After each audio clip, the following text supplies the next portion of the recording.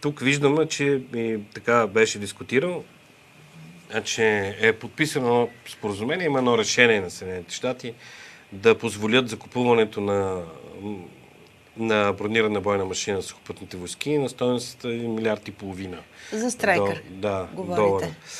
И тук също трябва да бъдат задавани въпроси. Къде е конкурса? Къде е конкурса? Къде са? Само те ли са производители? Както беше за F-16. Айде, и за F-16. Перфектно. Къде са самолетите? И ще дойдат. А сега в момента Украйна, между другото, дава много интересни предложения за придобиване на шведския Грипен.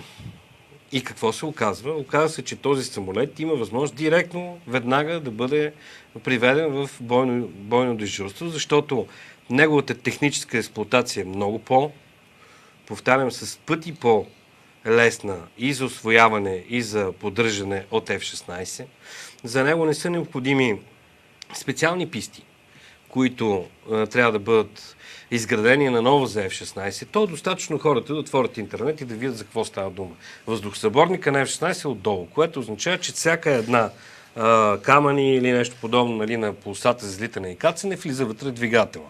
Докато този самолет е предвиден точно за дори тревни площи, тревни писти, включително така конструкцията и изобщо замисъл и концепцията, когато са го разработвали шведите.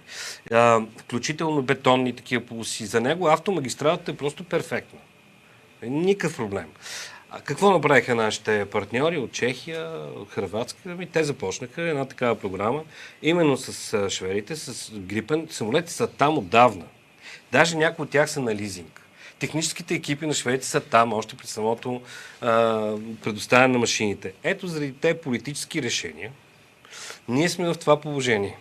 И заради това, че ни притиска сигурността, нека да се обърнем и внимателно да погледнем всякакви такива предложения и наистина да изхождаме от своята абсолютно наложаща необходимост, а не получаване на индулгенции. Нямам нищо против. Аз съм изключителен радетел на въвеждането на нова западна модерна техника, защото наистина това е доказало своята ефективност в въоръжение. Освен това имаме възможност като приятелски държави да получим облегчения по програмите. Ето също втори въпрос, който трябва да бъде зададен на ръководството на Министерството на отбраната.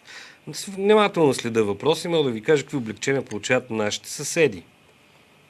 И как получават въоръжение веднага на разсрочено плащане, на лизинг. Гърция, например, сключена такова споразумение с Франция. Рафалите са там, 18, свалени от бойно дежурство от Франция. Летат да се късат, както казвам. Ние още ги чакаме. Ето едни такива подходи. По същия начин тази държава получи даром от Съединените щати 70 бойни хеликоптера. Няма толкова на Балканите. Платиха само преноса, 40 милиона долара.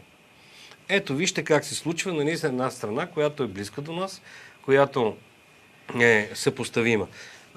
И аз мисля, че между другото наистина обществото вече е напълно наясно, че сигурността шега не бива.